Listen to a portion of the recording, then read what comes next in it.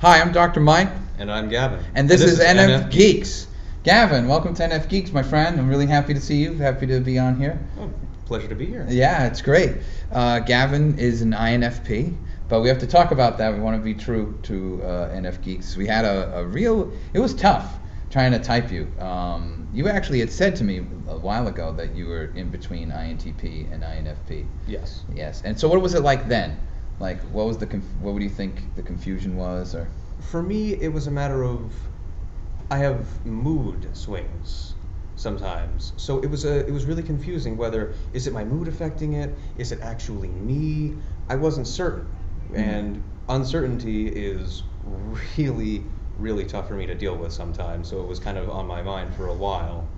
See, that's great because it was uncertain all day with this. Yes. Yes. It continued up until about 5 minutes ago. Yeah, and again, I mean, it doesn't mean we're wacky here, but you did come out you took the real MBTI, and it came out INFP by like that much, like really that much, and then we kind of talked about INTP, INFP, and INTP kind of won, right?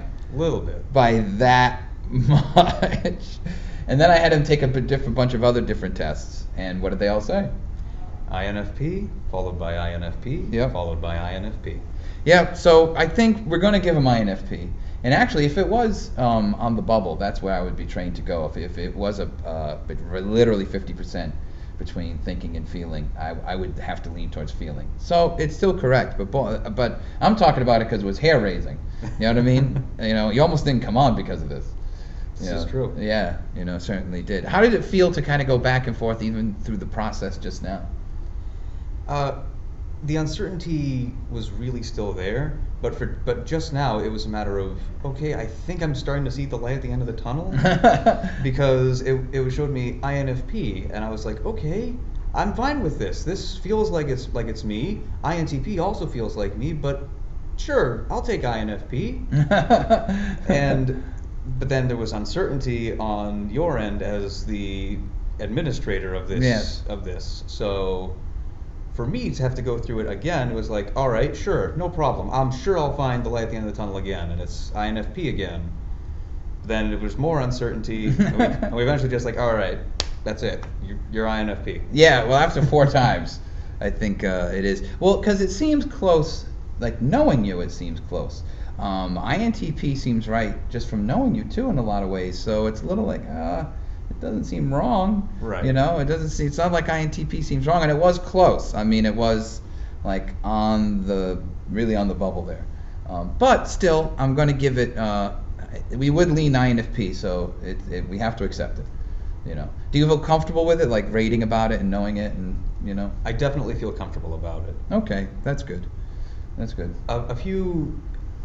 This is actually going back about a year now. About a year or so ago, I could have seen myself as an INTP, but as time slowly passed and I learned more about myself in a way, because this last year has really been more discovering myself, more so than probably the last 21 years before it. So I would say that, yeah, I feel more comfortable with INFP now. Oh, good. Than I would with INTP. Not that I have anything wrong with INTP itself. They're good people. They are. That's right.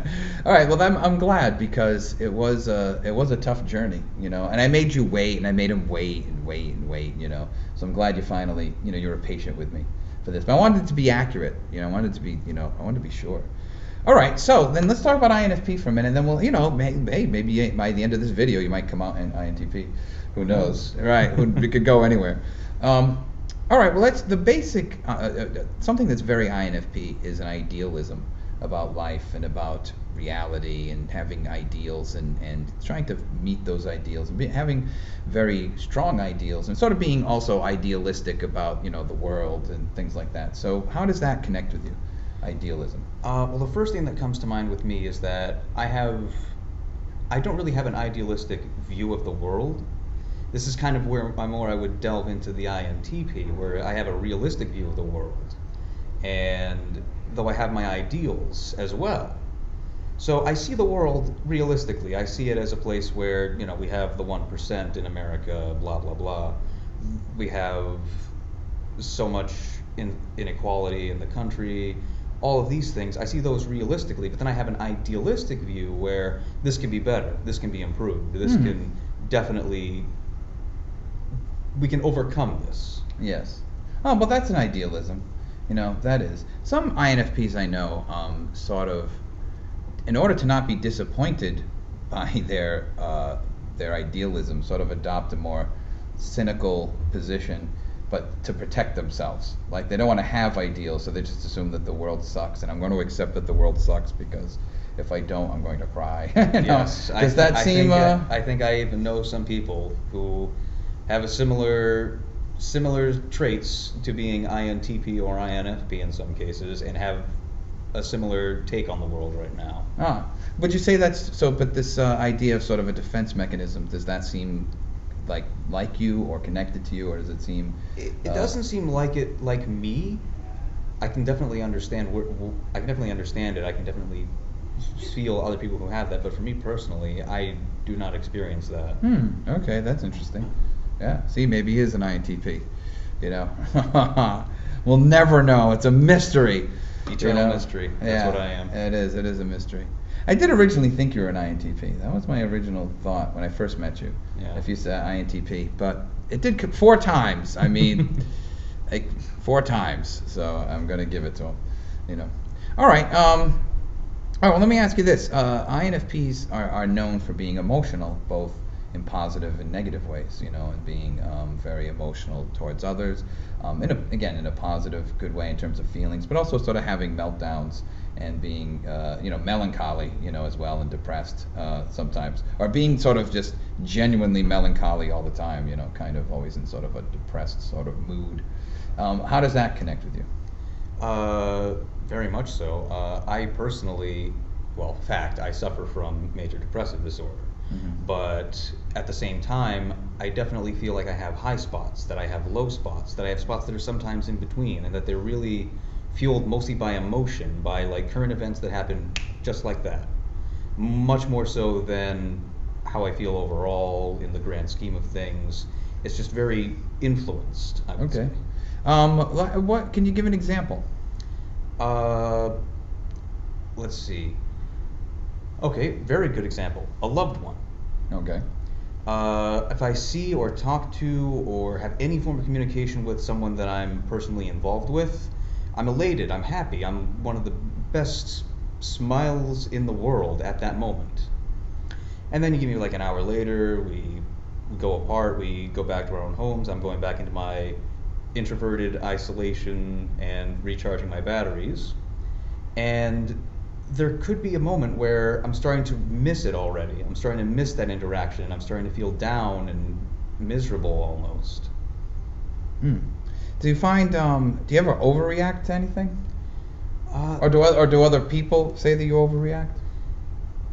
The people who would say that I would overreact themselves. Okay. It's all right, but that doesn't mean they're wrong. Right. All right. But have they said? Do you feel you've overreacted to things, or that have they said you've overreacted? Yes. Okay. Were these emotional overreactions? Sometimes they were emotionally charged. Yes. Okay. All right. That sounds INFP, so that could be true.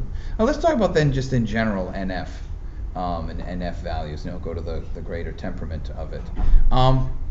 NFs are sometimes are associated with the use of metaphor or symbolic language, or the ability to sort of decipher symbols very well. Is there any connection in your life with that? I would say so, yes. I definitely look for meaning when I see something. Even if I don't intend to, and I just find meaning, that's just it. I would find meaning even if I'm not looking for it. Right. I could find just about any image or word or phrase in literature and find some kind of meaning associated with it that's deeper than just words on a paper, that's deeper than just what the sentence or paragraph or whatever would mean. Okay, well, can you give us, is there anything that specific comes to mind? Sadly, no. There's nothing that comes off the top of my head. I will let you know if there is something later. Okay, when the camera's off, Oh, of course, tomorrow. Tomorrow, 3 days from now. Yeah. Well, that's okay. That's okay. An important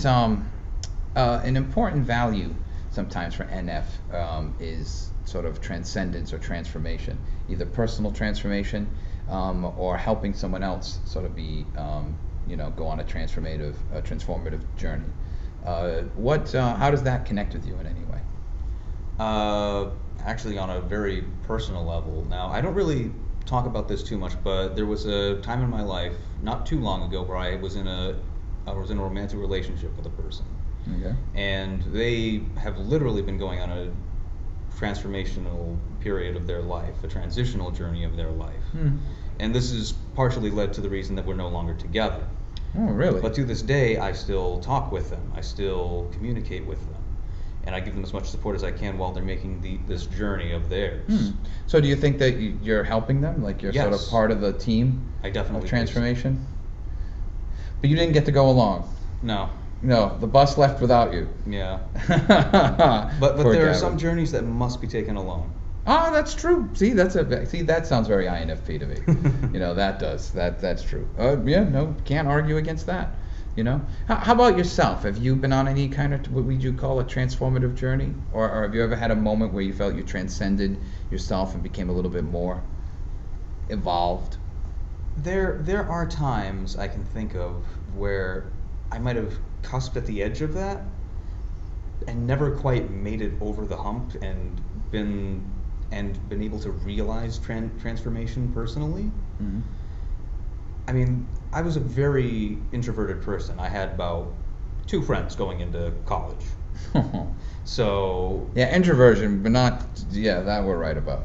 Yeah, we're not worried about the introversion part. Right. So when I finally started meeting people and talking with people and getting involved with groups and everything, I can literally think back to songs that perfectly, word for word. This is going back to things that have meaning. Told you I would get to it. Yeah, see, finally. There was a song by a band that I sort of stopped listening to, but literally I listened to the lyrics and every single phrase I could find a metaphor for the experience that I was going through in my life. Wow. Okay. There you go. See, you found it. And nobody understood what I was talking about. Was it like opera, totally other language, or? Yeah, it was European style power metal. Power metal. I don't even know. I'm not even sure I know what that is. That's fine. Yeah. Okay, so power metal. Yes. All right. What is power metal, first of all? It's a combination of metal, which is a more extreme version of rock and roll, I guess is the easiest way to describe it. Yeah. And also with a mix of synthesizers, which looks like a keyboard but can make any range of sound that you can think of, which makes the music much more melodic if you allow for it, which just at the time was exactly what I liked listening to. What did how did the lyrics sort of connect with you? Anything particular come to mind? Like what was the specifics? Okay, this isn't the exact lyric, but it has something to do with like rising from the darkness. Okay. Which is exactly how I was feeling, because at the end of high school, I was in the lowest low I had ever been in my life, and right after that, as I was going into college, I was finally learning. I was finally meeting people. I was finally living a life I liked, and then I listened to the song and I'm like, wait a minute, this is kind of exactly how I'm feeling right now. Oh. Do you find that you're able to be, let me put it this way, are you able to be altruistic at all, in the sense that you're willing to sort of put others ahead of yourself, and even to the point of self-sacrifice? Yes. Is that something that's connected to NFs and INFPs in particular? Does that resonate with you? Very much so. I have even been called altruistic to a fault at one point. Wow. By whom? Probably my closest friend who I made take an Myers-Briggs test and came out as INTP. Wow. It's funny, INTP and INFP is all around you. Yes. There's an energy there. Do you think that's true, that it's to a fault? Do you think you've suffered from it too much, or? I would say that there have been times, like earlier in my life, where yes, I had almost been completely taken advantage of for my altruism, for my generosity, and other such things that I would have done. But now I'm kind of more conscious of it, and while I'm still more than eager to just cut my chest open, here's my heart, you need it? Oh my. But there's still some level of restraint that I hold on myself. But I would still say to a slightly less fault than I'm used to. Okay. We only got a minute left. So again, it's been a tough journey. What are your final thoughts about the INTP, INFP split that you've been going through? It might have to do with my moods. It might have to do with just how I am. But ultimately, if INFP is the way I need to go, I'll go with it. If it turns out later in the road we find out, nope, you're INTP, I'm fine with that too. I'm very open about it. Yeah, well, that's good. That's the perceiver part of you. So, all right. So maybe, who knows? I'm sure everyone's going to have a lot of comments about what they think you are. I tell you that. It's going to be a lot of novice and quasi-professional typing going on, but that's fine. That's what always happens. All right. So don't forget to follow NFGeeks on Twitter and on Tumblr, and also come join the fun on the NFGeeks Facebook forum. And new videos are every Tuesday night at 8 o'clock p.m. Eastern Standard Time. And so I want to thank you, Gavin, for coming on this episode. And Gavin, I don't know if you know this, but at NFGeeks, it's happening. It's always happening. Oh, it's happening. It's happening. This is happening. It's happening. Oh, even running into him yesterday was happening. That was a big happening. Oh, it was definitely happening. Yeah, it was huge. It was enormous. Yeah. So, Gavin, good job. Thank you.